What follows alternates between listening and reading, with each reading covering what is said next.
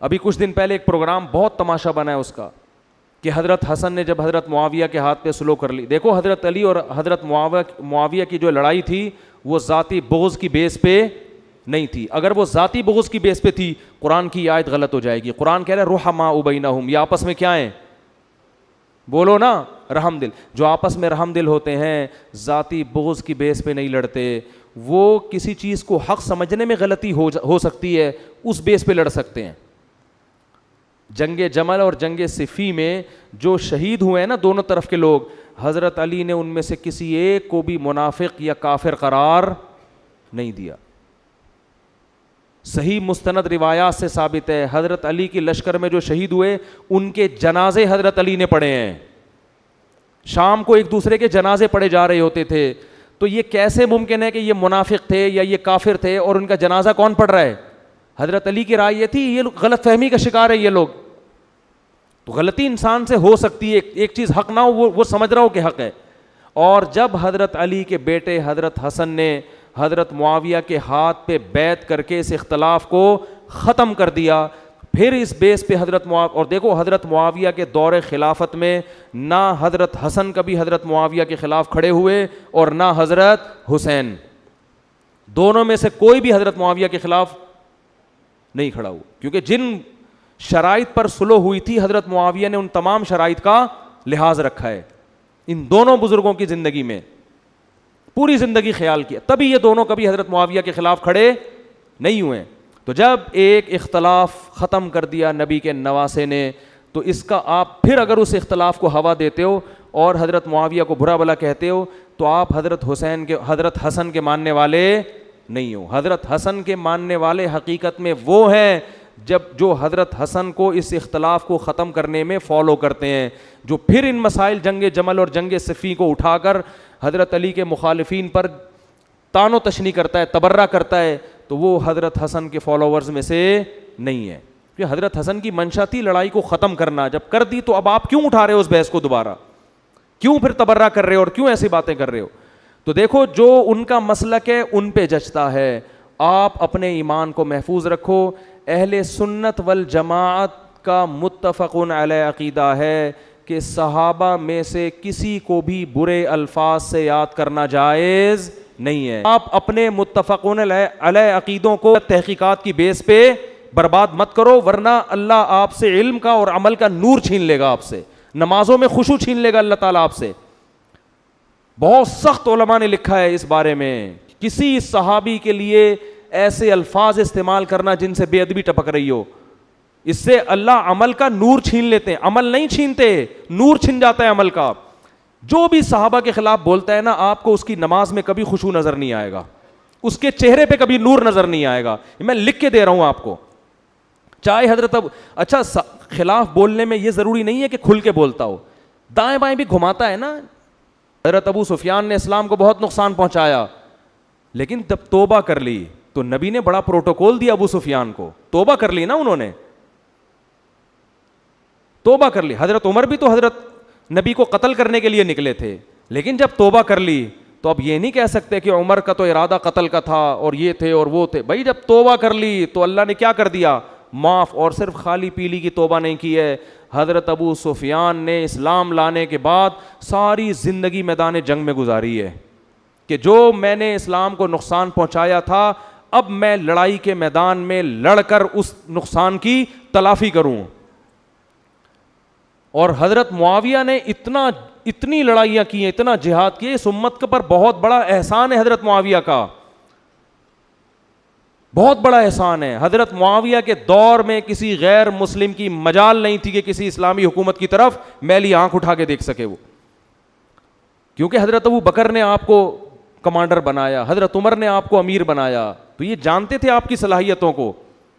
تو ایک اجتہادی خطا ہے, وہ یہ سمجھتے تھے کہ حضرت عثمان کے قاتلوں کا انتقام جب تک نہ لیا جائے اس وقت تک میں علی کی خلافت کو تسلیم نہیں کروں گا. ان کا مقصد حضرت علی سے اختلاف نہیں, حکومت پہ دباؤ ڈال کے مطالبہ منوانا. اس میں حضرت معاویہ سے ہم مانتے ہیں کہ غلطی ہوئی ہے, لیکن یہ غلطی نفسانی خواہش کی بیس پہ نہیں تھی, اس غلطی یہ اجتہادی تھی.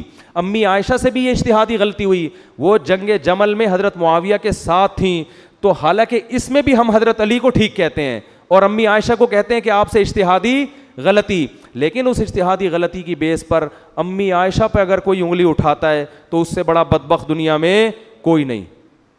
جنگ جمل کو جمل کیوں کہتے ہیں؟ جمل اونٹ پہ امی عائشہ بیٹھی تھی, حضرت علی کے مقابلے میں تھی وہ. تو یہ اختلاف شیطان نے ڈلوا دیے, اور اللہ نے ہمیں بتانا تھا کہ اختلاف میں بھی کیا کرنا ہے تم نے. اور آج جو ہم نے آیتیں پڑھی ہیں اس میں قرآن کیا کہہ رہا ہے؟ وَإِن طَائِفَتَانِ مِنَ الْمُؤْمِنِينَ اقْتَتَلُوا, مسلمانوں کی دو جماعتیں اگر آپس میں لڑ پڑیں تو ان کے درمیان صلح کرواؤ. اس میں اللہ نے بتا دیا کہ ایسا پاسبل ہے, دونوں طرف نیک پرہیزگار مسلمان ہو اور غلط فہمیوں کی بیس پر ان میں کیا ہو جائے؟ بولو, لڑائی. پھر آگے قرآن کے الفاظ دیکھیں کہ اگر صلح نہ ہو سکے فَإِن بَغَتْ إِحْدَاهُمَا عَلَى الْأُخْرَى, تو پھر دیکھو حکومت کے خلاف کون کھڑا ہوا ہے. جو حکومت کے خلاف کھڑا ہوا ہے حکومت کا ساتھ دے کے تم اس کے خلاف تلوار چلاؤ. فَإِن فَاءَتْ, اگر وہ رجوع کر لے, فَأَصْلِحُوا بَيْنَهُمَا, تو پھر قیامت تک تلوار نہیں چلے گی, پھر دونوں کے درمیان کیا کرا دو؟ صلح. اور قرآن کہہ رہے ہیں انما المؤمنون اخوۃ, یہ سب مومن آپس میں بھائی ہیں, ان میں صلح کراؤ. تو یہ اللہ دونوں فریقوں کو کیا کہہ رہا ہے؟ مومن ہیں. حضرت علی نے حضرت معاویہ کے خلاف تلوار چلائی, حضرت حسن نے کیا کیے؟ اس آیت پر عمل کیا کہ مومنین آپس میں بھائی ہیں, ان کے درمیان کیا کرو؟ صلح. تو ان کا خیال یہ تھا کہ اگر میں خلافت کا دعویٰ کروں تو صلح نہیں ہو سکتی, پھر لڑائی ہوگی, خلافت سے دستبردار ہو گئے. تو اگر آپ کی تھنکنگ پازیٹیو ہے تو آپ اس غلطی کی اچھی توجیہ نکال سکتے ہو اور صحابہ کے بارے میں اچھے الفاظ استعمال کرو گے. لیکن اگر آپ کے کھوپڑی میں خناس بھرا ہوا ہے, آپ کو منفی سوچنے کی عادت ہے, تو بھائی آج آپ حضرت معاویہ کو برا کہہ رہے ہو, کوئی بھروسہ نہیں ہے کل آپ باقی صحابہ کو بھی برا بلا کہو گے. پہلے یہ شیعہ لوگوں کا کام سمجھا جاتا تھا کہ وہ تو کرتے ہی ہیں, اب کچھ سنی بھی اس میدان میں کود پڑے ہیں اور صحابہ کے بارے میں غلط الفاظ استعمال کر رہے ہیں. ایک آخری بات کر کے میں اپنے بیان کو ختم کرتا ہوں. حضرت معاویہ اور ابو سفیان کو یہ فضیلت ہے کہ وہ نبی کے سسر اور نبی کے برادر نسبتی ہیں. ابو داؤد کی حدیث, آپ صلی اللہ علیہ وسلم نے فرمایا ان احق الذی اکرم بہ الرجل ابنتہ او اختہ, فرمایا سب سے زیادہ عزت اور احترام کے قابل وہ ہے جس کی بیٹی یا بہن تمہارے نکاح میں ہے. اگر کسی کی بیٹی میرے نکاح میں ہے, کسی کی بہن میرے نکاح میں ہے, تو وہ بھائی میرے لیے اور وہ باپ میرے لیے حدیث کے مطابق بہت زیادہ قابل احترام ہے. تو آپ بتاؤ جس کی بیٹی یا بہن نبی کے نکاح میں ہو وہ اس امت کے لیے قابل احترام کیوں نہیں ہوگا؟ نبی قیامت کے دن کہیں گے نہیں کہ میرے نسب کا, میری رشتہ داری کا کچھ خیال کر لیا ہوتا, میری رشتہ داری کا کچھ خیال کر لیا ہوتا. آپ کہیں گے ہم علی کی محبت میں یہ کر رہے ہیں. علی کی محبت میں جو کام علی نے نہیں کیا وہ آپ کیسے کر رہے ہو؟ حضرت علی کی 2 لڑائیاں ہوئی ہیں, لیکن حضرت علی نے نہ کسی پر جہنمی ہونے کا فتویٰ لگایا, نہ کسی پر منافق ہونے کا فتویٰ لگایا, نہ کسی پر کافر ہونے کا فتویٰ لگایا. شہداء کے جنازے پڑھے حضرت علی نے, اور پھر آپ حضرت حسن کے بھی اہل بیت میں سے ہیں, ان کے بھی قائل ہو. حضرت حسن نے, حضرت علی کے بیٹے نے, نبی کی حدیث کے مطابق کہ نبی نے فرمایا تھا کہ میرا بیٹا 2 مسلمان گروہوں میں صلح کروائے گا, تو حضرت حسن نے 2 مسلمان گروہوں میں صلح کروا کے اس لڑائی کو ہمیشہ کے لیے ختم کر دیا. تو اب آپ اس کو ہوا کیوں دے رہے ہو؟ آپ کس بیس پر آپ اس کو میڈیا کی زینت بنا کے صحابہ پہ تبرہ کر رہے ہو؟ تو یہ بات خوب یاد رکھو, حضرت معاویہ اور ابو سفیان سے ہمارا تعلق صرف صحابہ کی محبت والا نہیں ہے, بلکہ ایک بہت بڑا رشتہ کیا ہے کہ نبی کی بہن, حضرت معاویہ کی بہن اور ابو سفیان کی بیٹی کس کے نکاح میں ہے؟ آپ صلی اللہ علیہ وسلم کے نکاح میں. یہ بہت بڑا رشتہ ہے.